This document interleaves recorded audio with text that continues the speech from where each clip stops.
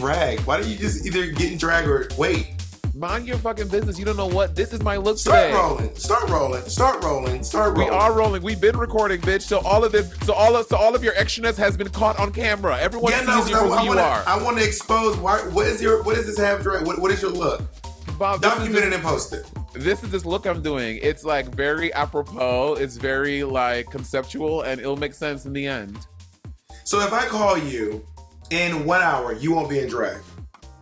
No, I'm gonna be literally. This is my look today. Monét, I don't like it. I don't get it. It looks like you're like I'm deconstructing makeup. Oh, but yet if somebody did it on the main stage of RuPaul's Drag Race, and they said they were like kooky and coo, you'd be like, "Word, girl." No, I wouldn't like it then either. Like when Valentine did her deconstructed look, I didn't like that one either. I like full construction, full all the way. I guess what I'm saying is you're a fake ass hoe, and I know exactly who you are. I'm being as real as someone can be. I'm telling you, Monét, this is not the tea. But hey, go off, sis. Well, my fans like it, right, guys? Look at that cheek. I mean, this might be a Patreon exclusive as like a silly part, because I don't know if it goes into watchery. But we should talk about this Kegel thing. So I'm not a scientist. I'm not a biologist. Or I don't study human anatomy. But I do think that Kegels connect to the urinary tract, but not vaginas. I'm in a good mood. Oh, thank you for chatting. I'm in a good mood now because I was a little bit annoyed. You know, see, Bob, I know exactly how to get you happy. When Bob started this call, all I saw was danger. I was like, danger, red lights were flashing. I was like, okay.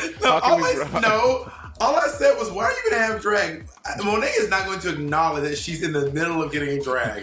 Now, my question is, did you start too late or did you... This was the plan all along. I was like, I'll do watchery half because I hate doing stuff and people don't realize drag has an expiration. I have to do something later. Drag has a very short shelf life. Anyway, I mean, I still don't like the look. So let's talk about this episode of RuPaul's Drag Race. All right. No, excuse me, I'm talking. No. See, this. Let me show you a little lesson I learned from Olivia Lux. I'm gonna fight for this, so I'm gonna start the podcast. We are on episode 7 of RuPaul's Drag Race season 13, which one would say is the unlucky season, but they're kind of lucky. Well, let's see how it ends before we decide if these bitches are lucky. Because we know. Also, could it be worse than what happened with 12 with being in the cast? Hello. So we'll see. True. All right. So we're in the fallout after the elimination, and Kandi's talking about her feelings about eliminating Tamisha. You see, all these fans thought Kandi hates Tamisha. Kandi is the worst person in the world. She doesn't even care about Tamisha. Kandi, literally at the top, she was like, I thought I would be happy about this. She's like, I'm sad. I'm really sad that I sent Tamisha home. And I like that. It's a very human moment for Kandi's having. Well, and I know that feeling. I know the feeling of sending home your rival for the season, which was Derek Barry. And it doesn't feel powerful. It feels bitter. It is bittersweet. It's actually just bitter. But you're happy. It is bittersweet because you're happy that you stayed. Yeah. But sending someone home, it doesn't feel good. It feels like, fuck, I just sent someone home. You said what? 2 girls home. I don't agree with that. When I send someone home, again, I didn't have a rival, but when I send girls, like when I sent Mayhem home and when I sent Dusty home, I was not sad. Like I was like, like when you see me sad in the workroom when we go back, I'm sad for me. I was like, bitch, you almost went home. I was not like, damn. Oh no, they went home. I generally did not feel that. Genuinely. Cold-blooded. She's a cold-hearted. Damn. All right, let's talk about this reading challenge. Did any of these reads stick out to you? Yes, I have my faves. Okay, so my first one was when Rosé said, Kandi, you've eaten a lot of it. I was like, word. I love that one. Mix, there's so many different communities represented. Gay, trans, pug, and she pointed to Kandi. I was like, that was the best one. I think the pug was probably the best one of the night for me. That one really tickled me pink. I laughed very hard at that one. Yeah, that was good. I thought it was really interesting that Olivia is like reading, but she's like, and you, she's doing the Olivia. She's like, and you, Kandi, you, and she's the Diana Ross of drag. Like she's a little bit like the Sis guy in the house on Pose. He's always like, Oh, He yeah, doesn't yeah,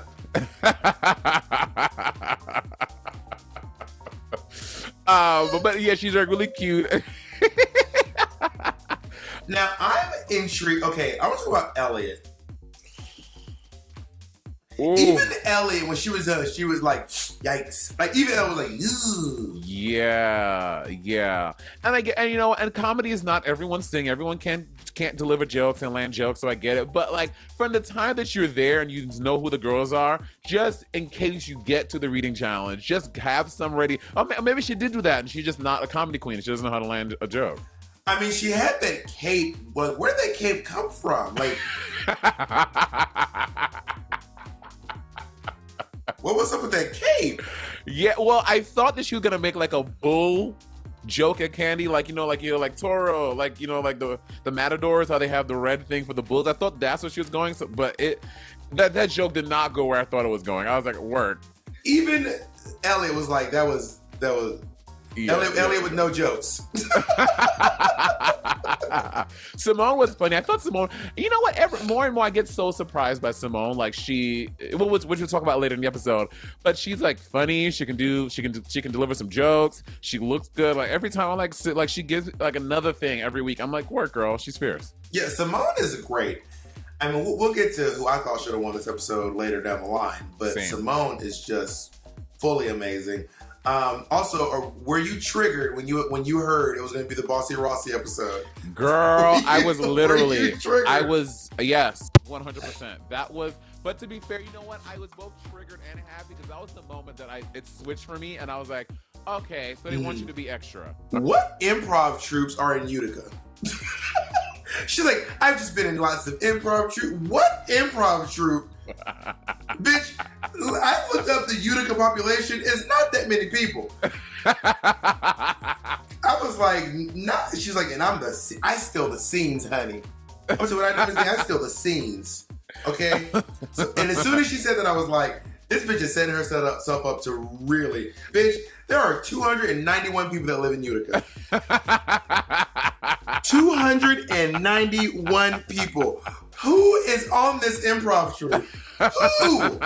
And girl, here we are. We're in the challenge. Bossy Rossy Monét, your favorite. Ew.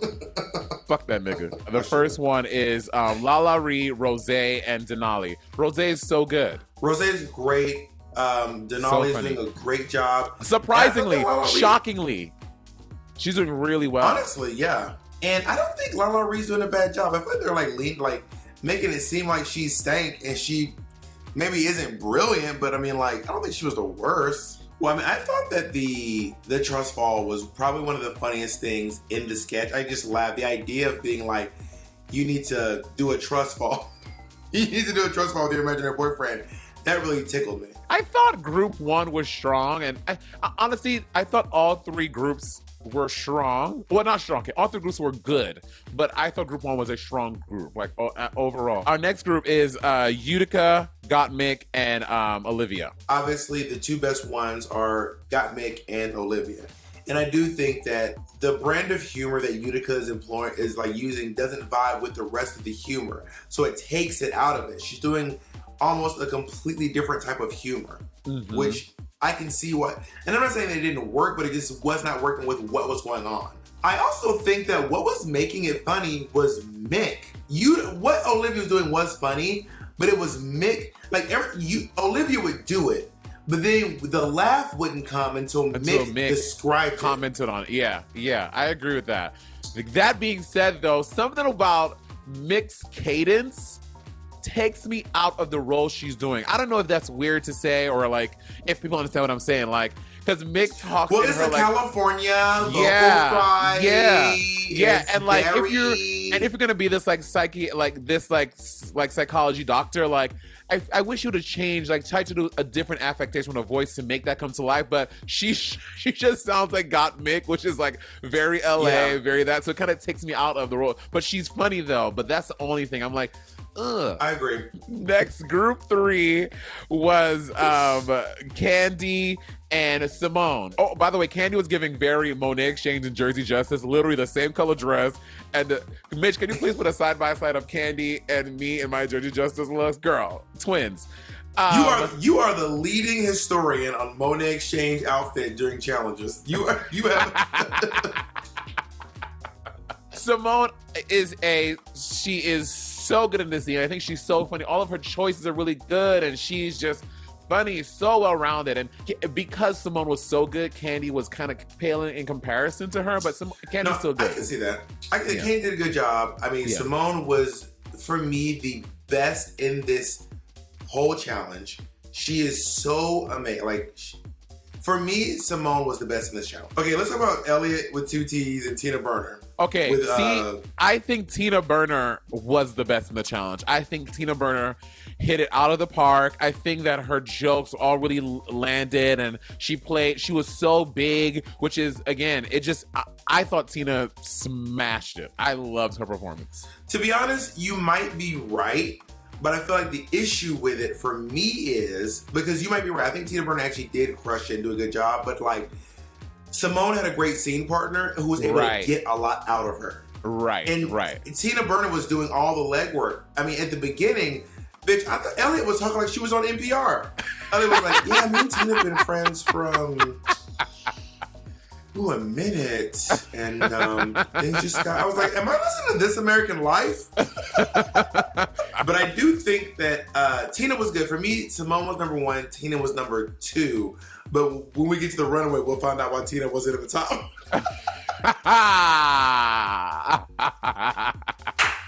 I'm really happy that they're talking about mental health this episode. Yes.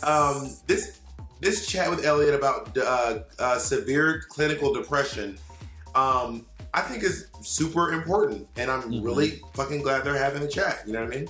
Yeah, I agree too, and I think we learn a lot about Elliott, and we see a lot of why Elliott behaves the way that they do.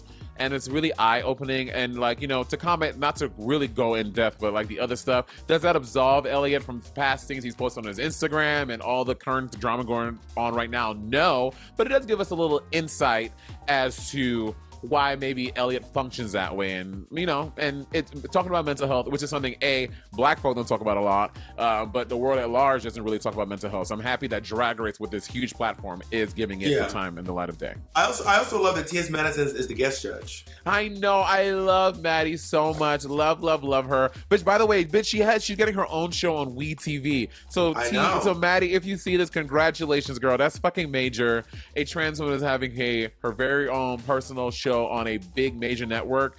Fucking work, bitch. That's everything. Okay, so let's talk about the runway. Let's get into these looks. Listen, guys, if we missed one of your favorite looks, they're all on the Patreon. The entire hour and a half of this conversation is on Patreon if you want to see every single look that was on the runway. First up, Denali. I don't think I like Denali's taste level. Can I say that? I like this. I think it's cute. I think that I like this. She's obviously supposed to be like a chandelier lamp, but one of the strangest things I think I've ever heard on Drag Race. She says, "I've been obsessed with lamps since I was a little boy," and I was like, that is so strange. This is a strange thing to be obsessed with. I love lamps. I don't deny myself. I have lamps every day. That is the joy for me. I love lamps. But I mean, anyway, the look is fine, but I'm not crazy about it. We're talking about Rosé, though. Oh, a serve, mama. Wearing Abraham Lee. Serve. This is the best she's looked 1,000%. There's, from the promo to the episodes to the challenges to the runway to New York City to every time I've ever. This is the best she has ever looked. Ever. She looks incredible. The colors. I love the hair. I love this makeup. I love the shoes. How it brings out that lime green neon whatever color it is. She looks incredible. I'm so proud of her. She looks gorgeous. She looks amazing. Let's go over to LaLa Ri. I mean, it's a little basic. It's basic. I will say though, her face and her hair is always so stunning. Like, look at this still we have here. The picture on the right, look at her face. She looks like some like 90s model. Also, the nude to her skin is literally like perfect. I wish though she would have put, because you can tell it's like that like lycra, like shiny spandex. I wish it was more matted so it looked more like skin. Like it was so shiny. But yeah, it is on the basic side. She could have put a layer of a brown mesh over it to just knead it down a little bit. Yeah. Olivia Lux, who, oh my God, this is the second time we've seen this hair. So my question is, I wonder, I'm going to check her Instagram who did the hair, because this looked like some hair Edward Scissorhands did. As you know, I love Edward. I'm not trying to compare, but this is better than what Candy had. This is light years better than Candy's. Look at everything. Edward knows how to snatch a baby hair into a wig. I fucking love Edward. He's so good. Oh, she said, I was obsessed with black girls with beads, but those aren't beads in her hair. Those are bobos. If she was doing beads, they're barrettes. They're called, well, we call them bobos in New York. When I think black girls with beads, I think Venus and Serena. Exactly, that's what I'm thinking about. If the category is beads, I can count these. Okay, let's talk about Utica.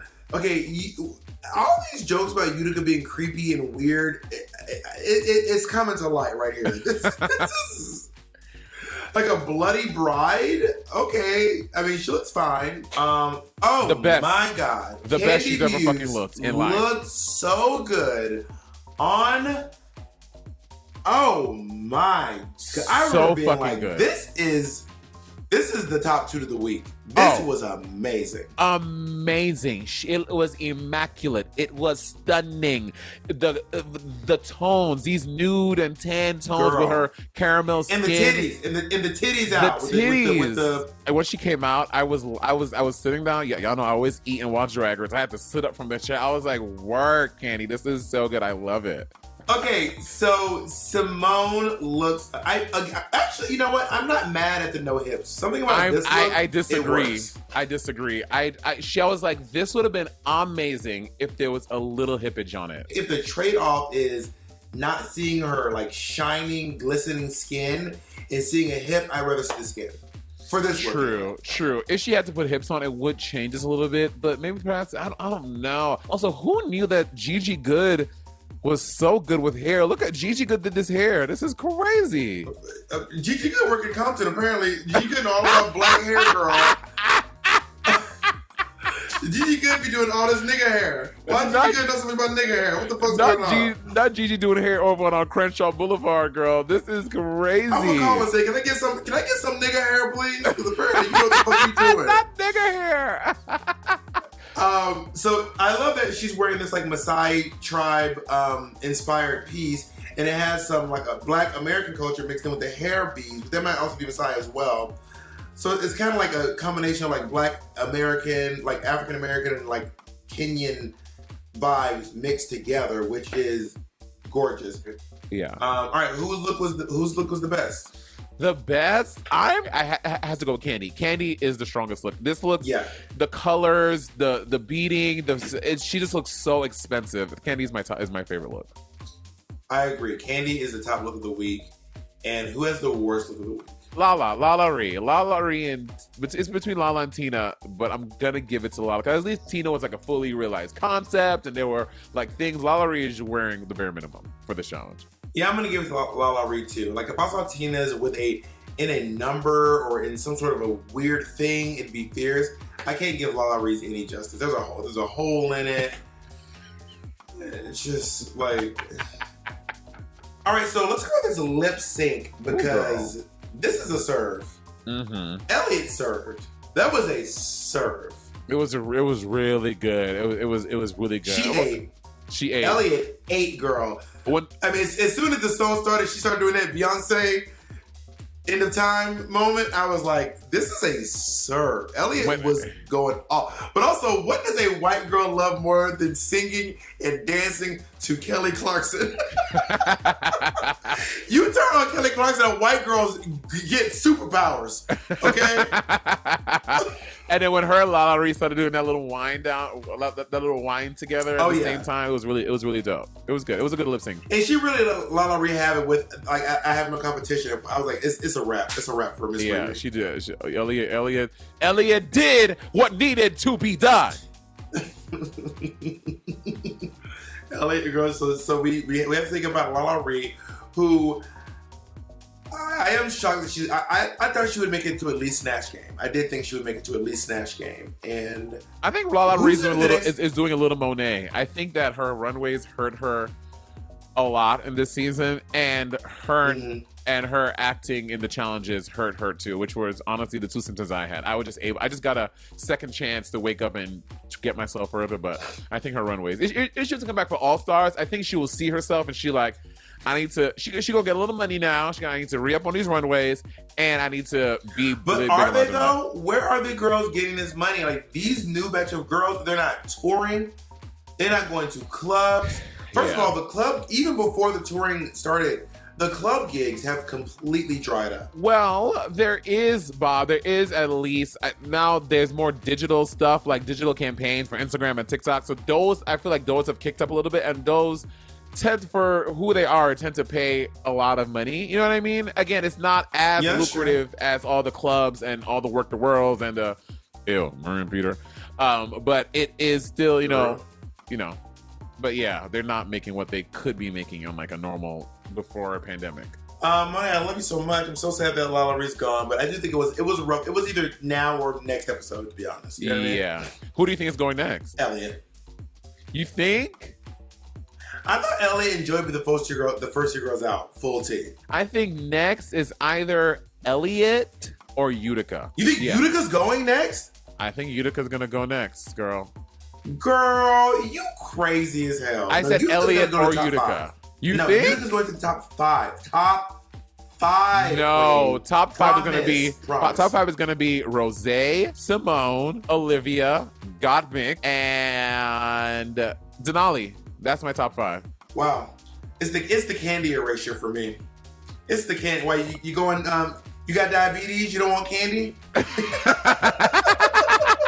For me, the top 5 is going to be Simone, Mick, Olivia, Candy, Utica. All right, I love you so much. Rosé is teetering. She's not. She's wobbling, but it's leaning toward like going home, not teetering toward. Yeah, winning, you know what I mean? Yeah. You got but also phone. You got somewhere to go? Look at fucking what's her name? Cameron Michaels, who won a challenge literally 9th episode, which got her to the finale, and Crystal Method won literally nothing. So who honestly, who fucking knows? Yeah, I mean Kim. Oh wait, Jacob is saying no. Crystal Method won challenges? Oh yeah, the makeover, right? But again, at the 9th hour, like Cameron Michaels, literally towards the end of the season. So Rosé could still come in.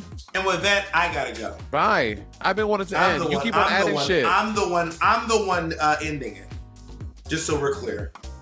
Bitch, let me log off. I'm about to log. Let me log on my shit. Just like my douche water, we're clear. Ew. Goodbye. All right, bye.